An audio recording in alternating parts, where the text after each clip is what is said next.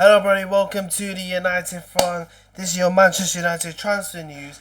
As Brian Mbeumo, obviously official as a United player, obviously, if you guys don't know, training in the had his first training session in um in a Man United kid, and obviously first training session at Carrington. Also, we're gonna be talking about Gyokeres as an Arsenal player. I mean, if you guys didn't know, even in the mornings and in the afternoons, people were thinking we were gonna hijack this deal, and unfortunately, for a bit to dropped it. Here we go, and yeah.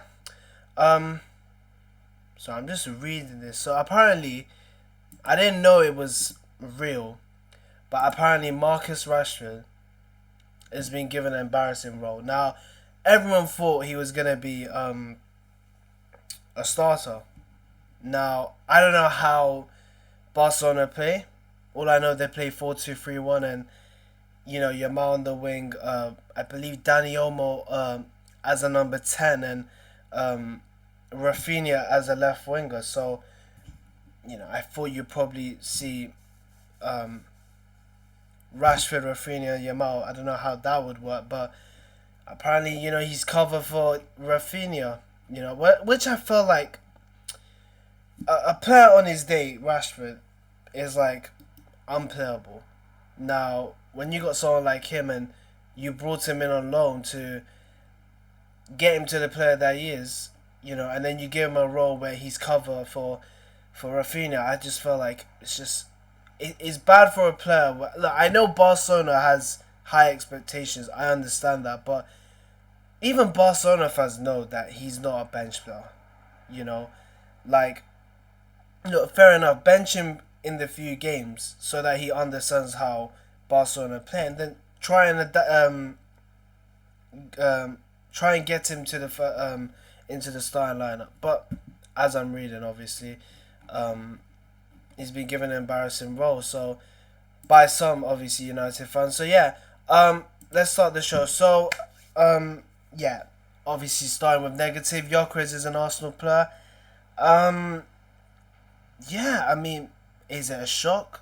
I mean, look, people are asking what's taking so long. Like, even when we finished the Mboma deal, which took like a long time, that was still going on about Wednesday. Here we go, and this whole people are having hope about. Look, I don't blame you guys for those that had hope about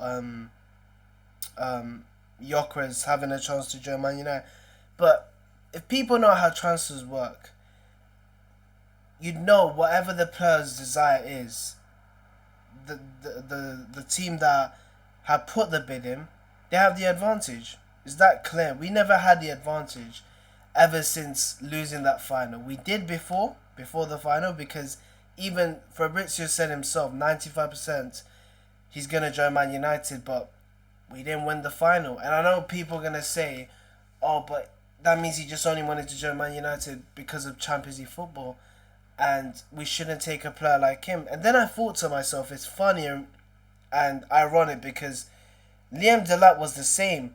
Like, this guy came from Ipswich and picked Chelsea because he wanted to play Champions League football. And I'm thinking to myself, look, obviously everyone wants to play in the Champions League, but you can't make demands that you want Champions League football. But but with Gyökeres is different because he's experienced. He's not one, if the best European striker in the world. Like due to this season, and obviously he's an Arsenal player.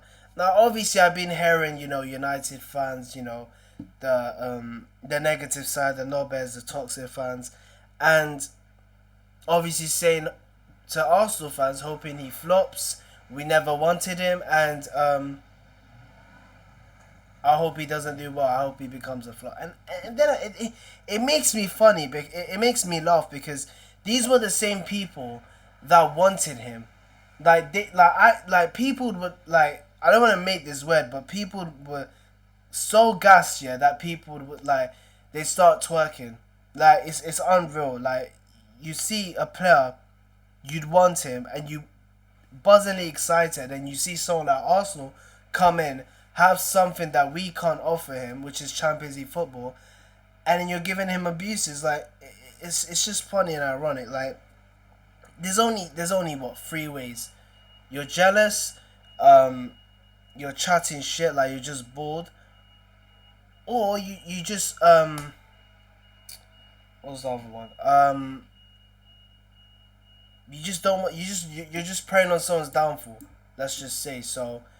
It's just ironic. Look, I wanted Gyokeres. I know it's a disappointment, but it is what it is. We can't do anything about it. Like, I knew as soon as we lost that final to Spurs, I knew it was inevitable for him to join Arsenal because he wanted to join a team that had Champions League football. We lost that final. You could say we blew it, but people kept thinking, oh, we got Cunha, we got Mbromo, Man United still got the point. And I'm thinking to myself, yes, cool, Cunha and Mbromo rejected teams that were offering Champions League football, but apart from Cunha, Mbromo hasn't played in the Champions League, and Cunha hasn't played in a long time since his Madrid days. And you're like, they're coming from clubs that not even that haven't played European football. So it makes sense for Gyökeres because he's leaving a team that has Champions League football to come into a team like United that are a work in process, and you don't know where they're gonna go. Are they gonna finish high? Are they gonna finish low, middle, wherever? Like, that's the thing about Man United; they're unpredictable. So I'm disappointed, but what can I say? As a neutral fan, as even a United fan, I hope he does well because I said this about Arsenal. I'll probably talk about it when I do my Premier League predictions, but I said that I have two attackers away um, from winning the league. I said two because I felt like probably they needed a winger. You guys obviously got Madueke, and obviously now you got Gyökeres. So could this be the season for Arsenal? I mean, who knows? Who knows? But I mean, I said it, especially with when I say two attacks, especially the striker. You know, that they're two positions away from winning the league. So, you know, but obviously they got a great play on their hands, and obviously, I mean, look, I don't want United fans to be sold because I know there are United fans out there that wanted him, but you know, it is what it is. Like, you blame? You can blame, I don't know, Amorim because of what he did in the final. You can blame the players. You can blame Man United, whatever. Because as soon as that final whistle blew in the final, you knew that's it. You know, where were we ever gonna come? Like, what signings we were gonna make? That's where I got to the point where, you know what, I'm glad. Like, for a week, I didn't even enjoy football. Like, football was gone. You know, that's probably the most sober I ever been from anything related to football. And obviously, a week later, obviously, we're like, oh, I want football to be back. But I always looked ahead of the season and thought, I'm not excited. For probably since I supported United in mid 2018, I'm not being excited. You know, like, it's not. You're thinking, oh, who we gonna sign? Or are they gonna join us because of where we finished? Like, it was one of these questions. So, you know, but all I can say, Gyökeres, hope he does well. Obviously, hopefully he doesn't score against us because that's the first game. Ironically, his first game is gonna be United. So, yeah, what a story. But anyway, just relating to Gyökeres, so where does this leave Man United? Who do you think we should go for? Now obviously when I've been talking about strikers, I've left out some like Watkins, Mateta, Kolo Muani, but you also have Sesko, and you got obviously Nicholas Jackson, who I obviously will talk about more. But I just want him to remove him from that short list. You kind of feel like who do we play for? Who do we go for? Now, obviously, most people are gonna say Sesko because of his talent, and you know, there's a reason why Arsenal wanted him. But only problem is is that he's too expensive. Like he's an expensive striker. You know, I wouldn't be surprised. Um, but that's the market these days. Inflation. Um, so yeah, look. Obviously, apparently there were rumors about us going for Ekatike, and obviously at the time he was still going for 90 million. And apparently, United were actually going to enter the race. So I'm thinking to myself, how can they enter a race for a player where, what, almost they were almost gonna put a bid in, whatever? How can they put a bid in for someone who's way out of their budget? And you could probably tell maybe United had money then. Maybe they could have gone for him. Who knows? You know. But does that mean because they almost went for Ekatike, could they go for Sesko? Look, if you ask me who do I go for, I'd probably say Sesko. I know some people would say Mateta, whereabouts people say Colin Moani. I know people would say Watkins because he's prem proven. But I mean, look, probably the only problem with I have with Sesko, obviously inexperience with the English league, and his age. His age, like look, the thing is that I mean I'm gonna check this out, but because I don't want to get the wrong age, but all I know, he probably should be the same age as Hoyland. Yeah, he's 22, so you know, I mean, you got someone like Hoyland. I know people are gonna say, "Oh, but Hoyland's so rubbish and all this, all that," and I'm thinking, okay, you knew it was gonna happen because you do have people that hate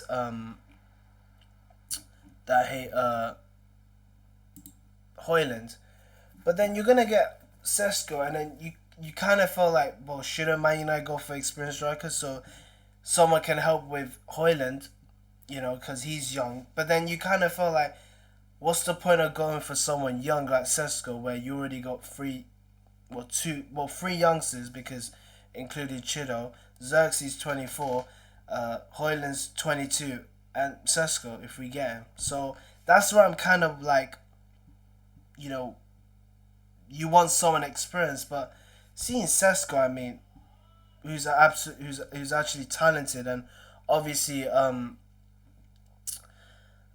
what? I don't want to be deluded or something, but he kind of like he could be potential like to like how Haaland like rose up from obviously from Salzburg, then obviously making the move to Bundesliga, and what he did at Dortmund, and obviously what he's doing at City. You you could probably see that potential in Sesko. Like, who knows? Because he does have talent.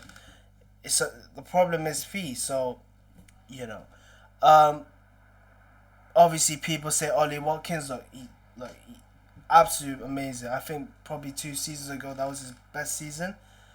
The only problem is that the type of striker Amrin wants. Because judging by what Amrin wants, he wants a tall striker that can hold up the ball, um, press, you know, hard-working striker, and obviously, you know, basically a target for it, let's just say. You know, that's why where Mateta was named, Sesko, apparently Jackson, and obviously Gyokeres, because of their height. I think Watkins is like 5'10" or something, but look, he's a good player, but the problem where it comes from is his age. He's 30, and what Villa gonna value him at? Because look, he's an important player for Villa. I'd probably say he's the second most valuable player because of Morgan Rogers and obviously the potential he has. Um, so yeah, look, but I mean that's the question. Is it worth buying someone for 35, 40 million for a 30-year-old, and what, he's got 3 years left in him or something?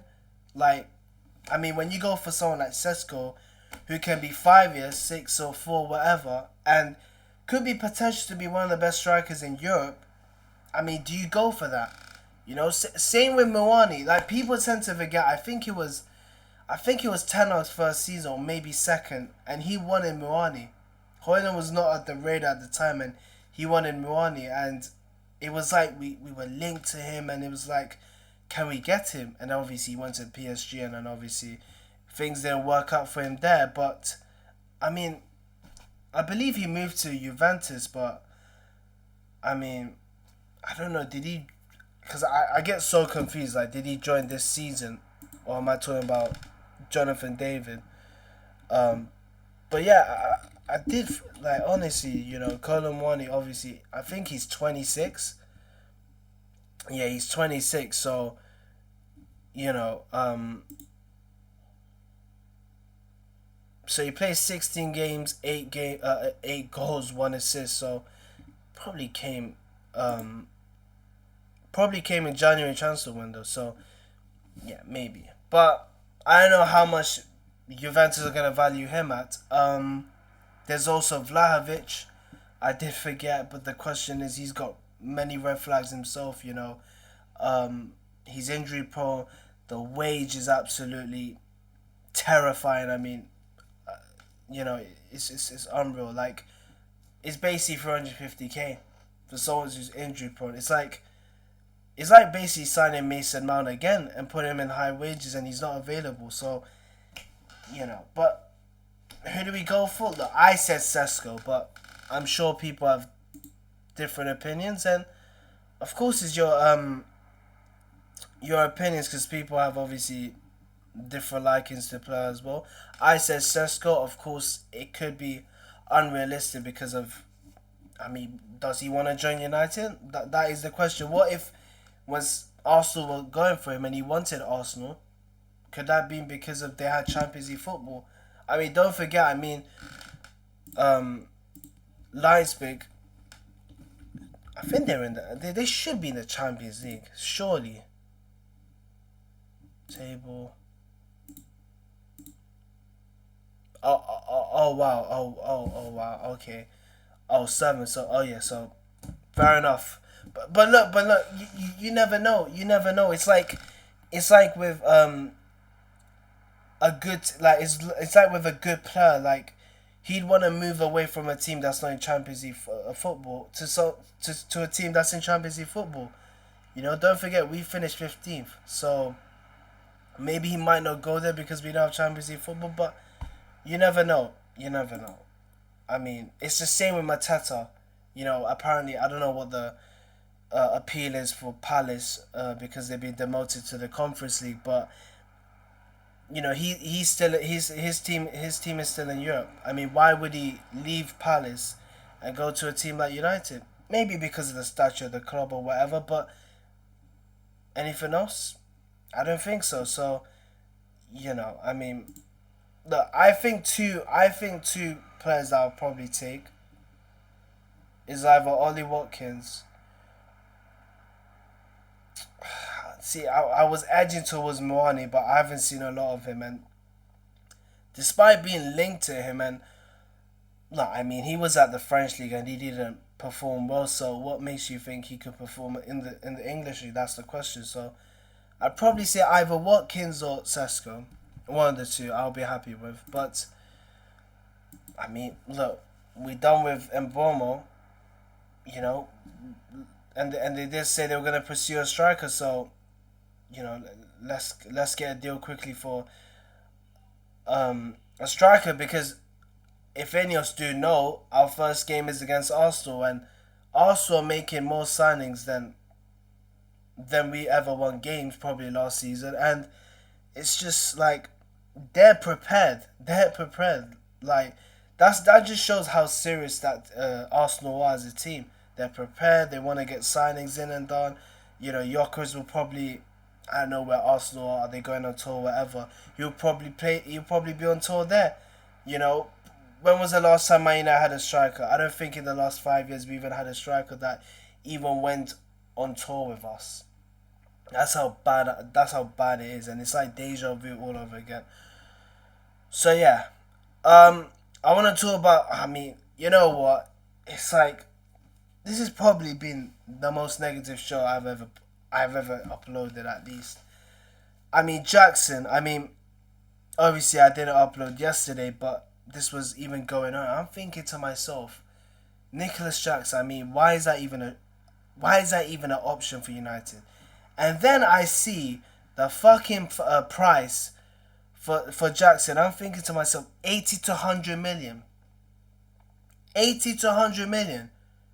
And I'm thinking to myself, if he's worth 80 to 100 million, that means I have more chances of playing back in football than him actually getting that move to whoever is going to buy 100 million. I mean, that's just fucking deluded. And of course, I know, look, Jackson ain't that. He's not a bad player.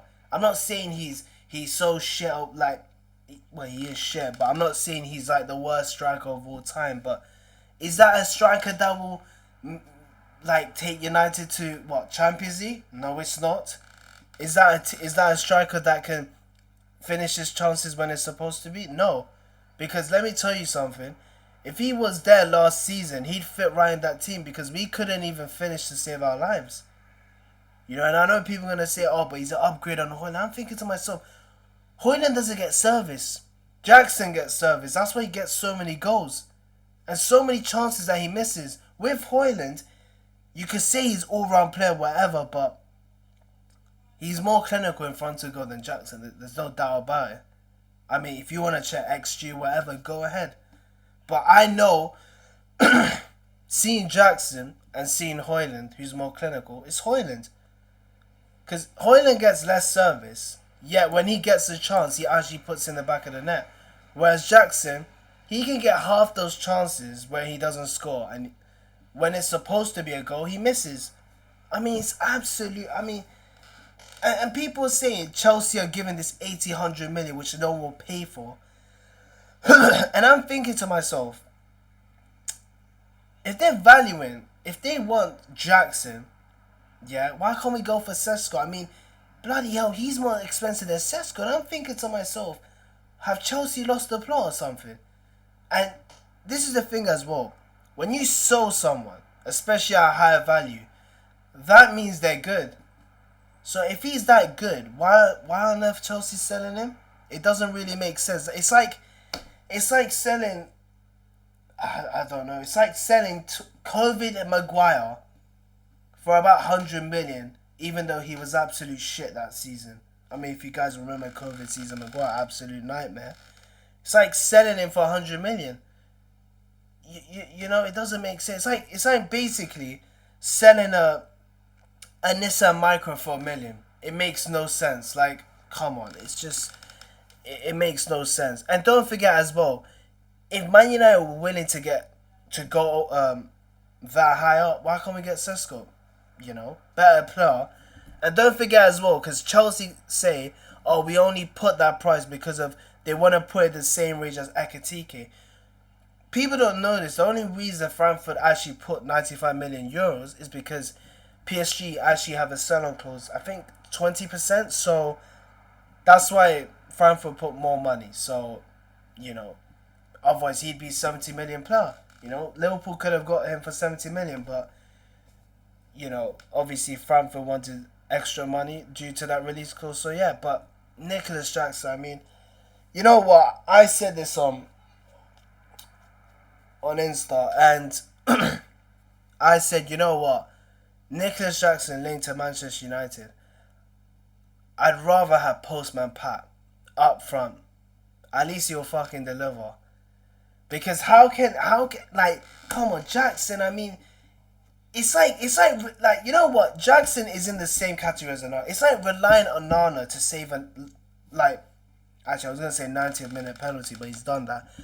It's like relying on Onana to save a Salah penalty or a 1-on-1, you know, or even fucking catch the ball.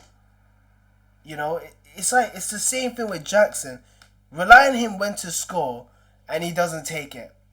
Come on, I mean, it's absolutely like it's absolutely a nightmare to even think Manchester United are considering for Jackson.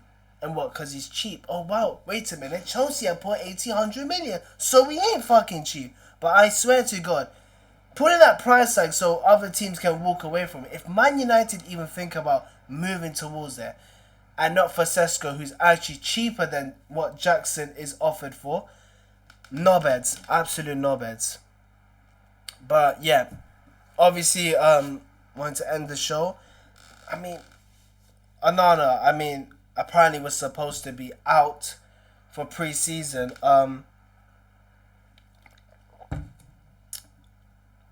But apparently he's in the squad.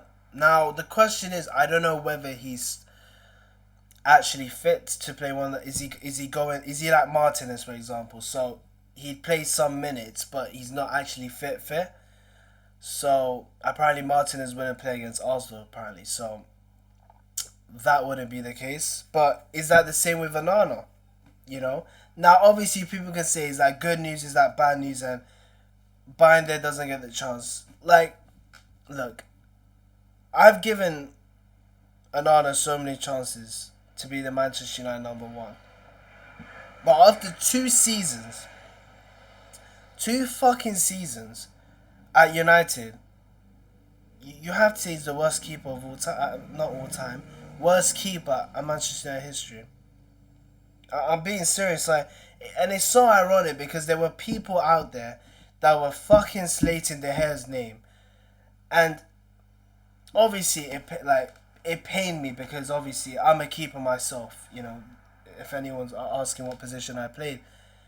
And it's like, this is a legend who was there at United for 11 years and United just treat him like shit. And then people were slating him, De Gea, about, oh, look at the mistakes. Oh, he can't play from the back or whatever. Oh, he can't catch the ball. And then Onana comes on and thought, you know what, let me do worse. And let me tell you something. Those absolute knobheads that wanted him out, De Gea, for having Onana to come in and excite, say, oh, we got a ball playing keeper. We got a ball playing keeper. In 2 years, Onana's been at United. He's made more mistakes than De Gea's ever been at United in 11 years. Do you know how mad that is? Do you know how mad? You can bloody bring out a compilation of Onana mistakes and you will say I'm speaking the truth. You know, I know De Gea made mistakes. But Onana, I'd rather have a shot stopper than a sweeper keeper. We went from a shot stopper but can't sweeper keep to a sweeper keeper who can't even do that. Not only that, he can't even save anything. I mean, look. Is this where Onana gets his praises this season? Look, I hope. I don't want to, you know. I'm not one of those people where I just like abuse them. I'm not that type of Man United fan. There are United fans out there, and shame on them. But you know, it's like you're sick and tired, and you want them to do well, but they're not showing it. You know, and Onana is like, you see one of those keepers where they're not serious. And he's one of them. And it's like with De Gea, like, he was always serious. It wasn't like jokes and all that. He was always focused. Like his mentality, even leadership-wise as well. With Onana, it's almost like he's having a laugh with every person who plays for the opposition team. I mean, it's unreal, but look, is it negative? Is it positive? Though I don't put hope on people having injuries, but Onana needs to step up. If he's gonna stay at Manchester United, if we get links from United, keepers that could play for United, #1 or #2, this should motivate Onana as to know that Manchester United want to kick you out, and you know you better step up. Because if he doesn't step up, I'll tell you, this is his last season. Otherwise, it will get to the point where people protesting about Glazers, they're going to be protesting about Onana out. I'm actually being serious because I've never seen a keeper having a good season. Like at Manchester United, having a bad season every year they've been at United. Never. You know, he was keeper when we finished 8th? He was keeper when we finished 15th? Come on. I know we finished, look, even under De Gea, I finished 7th, 6th, 5th.